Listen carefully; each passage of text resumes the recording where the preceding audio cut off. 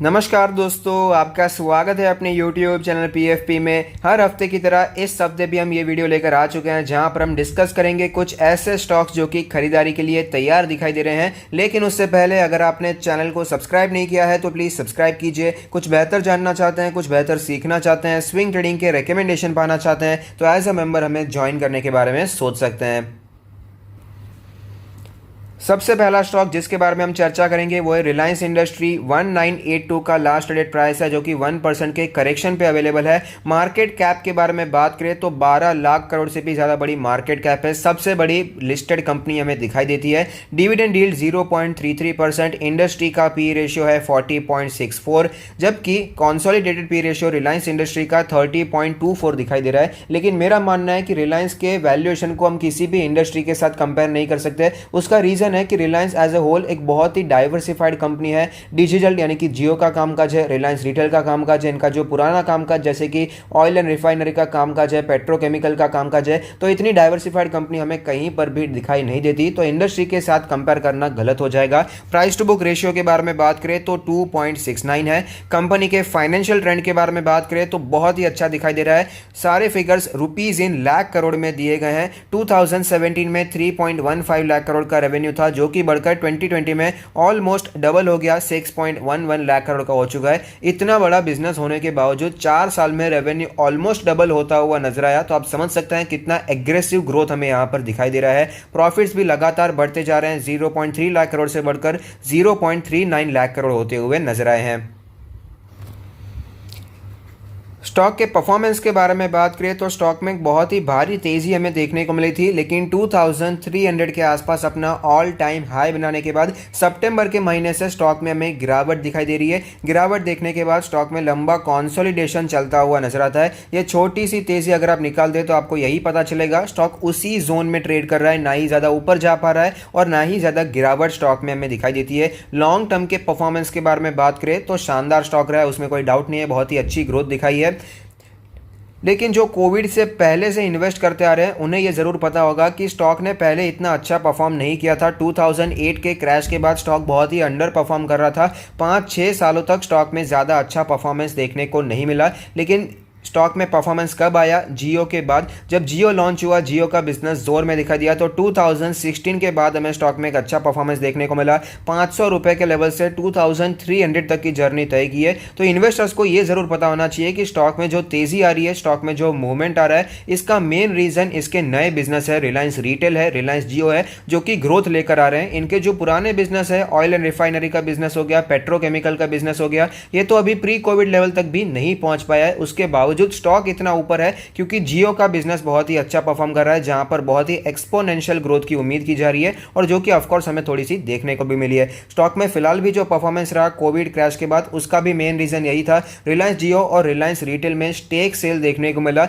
जिससे company net debt free हो गई है। तो ये एक टेंशन इन्वेस्टर्स के मन में कम हो गया, जिसके कारण स्टॉक में अच्छा परफॉर्मेंस देखने को मिला। तो जब भी आप स्टॉक को ट्रैक करें, जब भी कोई कमेंट्री पढ़ते हैं, तो इस बात का जरूर ध्यान रखिएगा कि इनके नए बिजनेसेस कैसा परफॉर्म कर रहे हैं, क्योंकि इनके पुराने बिजनेसेस स्टॉक में या फिर कंपनी में बहुत ही एक्सपोनेंशियल ग्रोथ के चांसेस बहुत ही कम है। लेकिन जो ग्रोथ आएगी वो इनके नए बिजनेस से आने वाली है, तो इस बात का जरूर ध्यान रखिएगा। स्टॉक फिलहाल बहुत ही अच्छे प्राइस जोन पर चल रहा है, बहुत ही अच्छा कंसोलिडेशन ऑलरेडी स्टॉक ने दिखाया है। अगर आप स्टॉक को लॉन्ग टर्म के लिए एक्यूमुलेट करना चाहते हैं तो करंट मार्केट प्राइस मेरे हिसाब से बहुत ही अच्छा है। यहां पर आप एक्यूमुलेट करने के बारे में सोच सकते हैं, क्योंकि बहुत समय से 200 डेज के मूविंग एवरेज पर स्टॉक हमें चलता हुआ नजर आता है और उसी लेवल पर फिलहाल भी स्टॉक हमें ट्रेड करता हुआ नजर आ रहा है।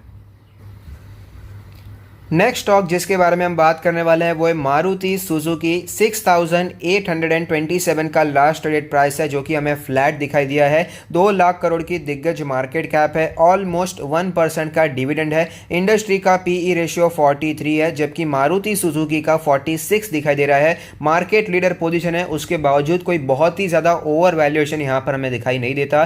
प्राइस टू बुक रेशियो के बारे में बात करें तो 4.17 का प्राइस टू बुक रेशियो है।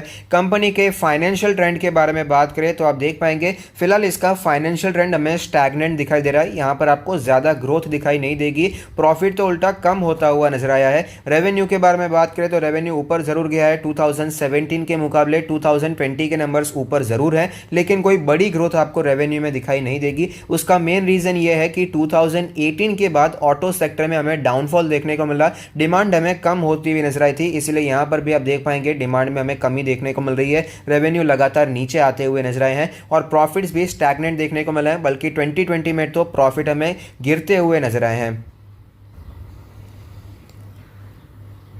तो आप देख सकते हैं चार्ट्स पर हमें क्लियरली पता चलता है कि फिलहाल स्टॉक 8 साढ़े 8 हज़ार आसपास पहुंच गया था, लेकिन उसके बाद स्टॉक में हमें करेक्शन ही देखने को मिला है और फिलहाल स्टॉक अपने 200 डेज के मूविंग एवरेज के भी नीचे ट्रेड कर रहा है और 7000 के भी नीचे ट्रेड करता हुआ नजर आता है। तो अच्छा खासा करेक्शन ऑलरेडी हमें मारुति सुजुकी में देखने को मिला है।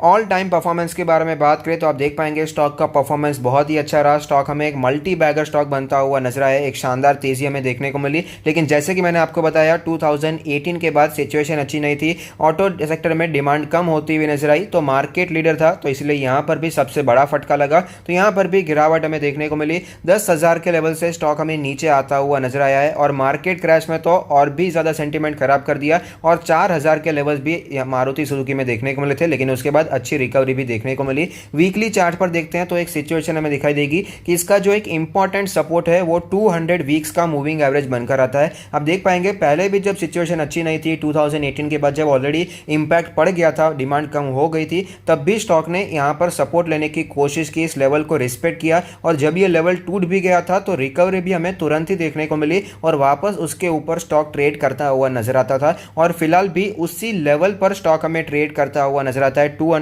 वीक्स के मूविंग एवरेज पर। ये जो लेवल है 6500 के आसपास का जोन है, बहुत ही स्ट्रॉन्ग सपोर्ट की तरह दिखाई दिया। एक दो दिन की बात नहीं कर रहा, एक दो महीने की नहीं बात कर रहा, एक दो साल की बात कर रहा हूं। 2019 से करके ये level as a strong support हमें दिखाई दिया है और उसी लेवल पर स्टॉक हमें वापस ट्रेड करता हुआ नजर आता है। Maruti Suzuki market leader stock है, बहुत ही अच्छी बात है, इसका मार्केट शेयर 40% से ज्यादा का है, लेकिन उसका एक डिसएडवांटेज भी होता है, जब दूसरी कंपनीज नई कंपनीज मार्केट शेयर कैप्चर कर दी जाती है तो मार्केट शेयर जिसका ज़्यादा होता है उसी का सबसे ज़्यादा कम भी होता है। अब टाटा मोटर्स फिलहाल बहुत ही जोर में आ गए हैं, उनका पैसेंजर व्हीकल का जो सेल्स है बहुत ही बढ़ गया है। किया मोटर्स एंटर कर चुके हैं, एमजी जो नए ब्रांड आए हैं उनका भी बहुत ही अच्छा सेल्स दिखाई दे रहा है। तो सेल्स कम किसके हो रहे हैं, मारुति सुजुकी पर ज़्यादा इंपैक्ट हमें पड़ता हुआ नजर आता है, जिसके कारण स्टॉक में हमें थोड़ा सा प्रेशर भी देखने को मिला। उसके अलावा मारुति सुजुकी ने डीजल सेगमेंट से एग्जिट कर लिया था, उसके कारण भी शुरुआत में हमें प्रेशर देखने को मिला, लेकिन मारुति सुजुकी ने यह समझ लिया है, इसलिए वापस डीजल सेगमेंट में एंटर करने वाले हैं, ये बहुत ही पॉजिटिव बात है।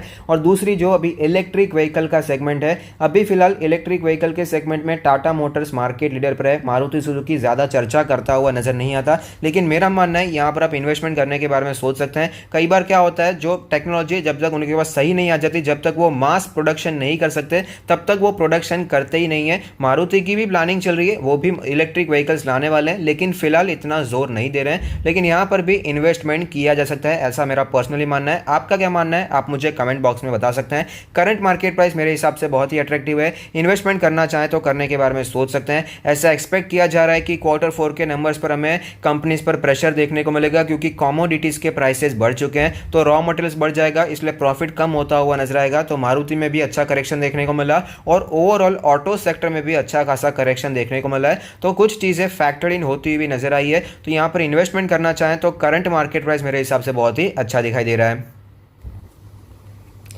नेक्स्ट स्टॉक है वर्लपूल, 2177 का लास्ट ट्रेडेड प्राइस है, जो कि 0.85% नीचे दिखाई दिया। 27,000 करोड़ की मार्केट कैप है, 0.23% का डिविडेंड यील्ड, इंडस्ट्री का पी रेशियो 76 है, जबकि वर्लपूल का 88 दिखाई दे रहा है, तो बहुत ही महंगे वैल्यूएशन पर ट्रेड कर रहा है। इंडस्ट्री का भी वैल्यूएशन महंगा है और उससे भी महंगा वैल्यूएशन हमें वर्लपूल का दिखाई देता है। प्राइस टू बुक रेशियो 10.78 दिखाई दे रहा है। कंपनी के फाइनेंशियल परफॉर्मेंस के बारे में बात करें तो परफॉर्मेंस बहुत ही अच्छा दिखाई देता है। 2017 में 4.85 थाउजेंड करोड़ का रेवेन्यू था, जो कि बढ़कर 2020 में 7.41 थाउजेंड करोड़ का हो चुका है। प्रॉफिट भी लगातार बढ़ता जाता है, 0.31 से बढ़कर 0.49 थाउजेंड करोड़ होता हुआ नजर आया है।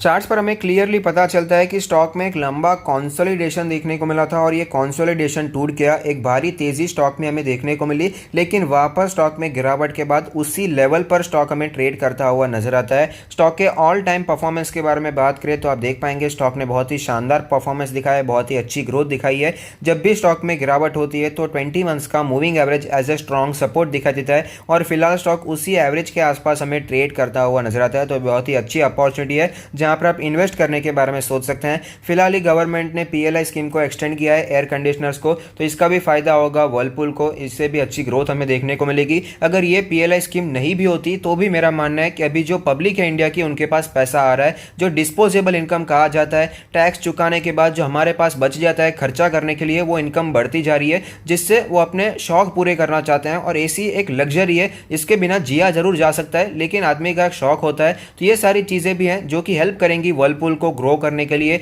अपने सेक्टर में बहुत ही अच्छा परफॉर्मेंस है, अपनी जो ब्रांड वैल्यू है बहुत ही स्ट्रांग दिखाई देती है, मार्केट शेयर भी अच्छा दिखाई देता है, डिसेंट मार्केट शेयर है, अच्छे फंडामेंटल से रिटर्न रेशियोज काफी अच्छे हैं। तो एक अच्छा मिड कैप कैटेगरी का शेयर है जिसे आप लॉन्ग टर्म के लिए खरीदने के बारे में सोच सकते हैं। और करंट मार्केट प्राइस मेरे हिसाब से बहुत ही अच्छा है, क्योंकि इसका जो सपोर्ट है बहुत ही स्ट्रांग सपोर्ट 2000 का लेवल है। इसके नीचे बिल्कुल भी स्टॉक हमें जाता हुआ नजर नहीं आया पिछले कुछ 8 महीनों से, और बहुत ही अच्छा कंसोलिडेशन भी दिखाया इस जोन में। तो अगर आप खरीदना चाहें तो इस करंट जोन में खरीदने के बारे में सोच सकते हैं। एक्यूमुलेट करंट मार्केट प्राइस से करने के बारे में सोचा जा सकता है। तीनों स्टॉक में आप करंट मार्केट प्राइस पे खरीदारी कर सकते हैं, बाय ऑन डिप्स की स्ट्रेटेजी अपना सकते हैं और इन तीनों स्टॉक्स को अपने पोर्टफोलियो में ऐड किया जा सकता है। और साथ ही साथ अगर आप अपना पोर्टफोलियो हमसे रिव्यू करवाना चाहते हैं तो उसका लिंक भी हमने डिस्क्रिप्शन बॉक्स में दे दिया है। तो अगर आपको ये वीडियो पसंद आता है तो लाइक कीजिए, शेयर कीजिए, कमेंट कीजिए, सब्सक्राइब कीजिए और मुझे मोटिवेट कीजिए। Thank you, stay happy, happy investing.